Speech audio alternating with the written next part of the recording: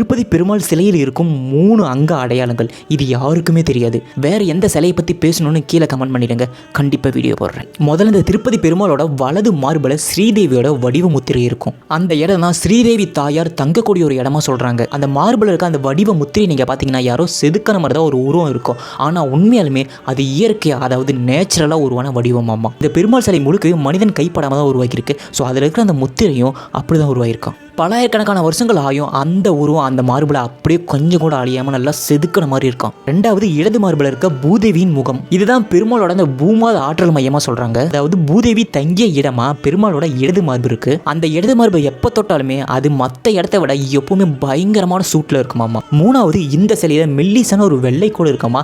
அந்த கோடு எப்படி உருவானுச்சு, எதுக்கு உருவானுச்சு, ஏன் அதில் இருக்குன்னு இது வரைக்கும் கண்டுபிடிக்க முடியல. அது சில டைமில் நீல நேரத்தில் அந்த கோடு இருக்கிற உள்பகுதியில் நீல நேரத்தில் மின்னுமாமா. இதை ஸ்வஸ்தம் அப்படின்னு சொல்கிறாங்க. அதாவது மகாலட்சுமியோட இருப்பிடமாக சொல்கிறாங்க.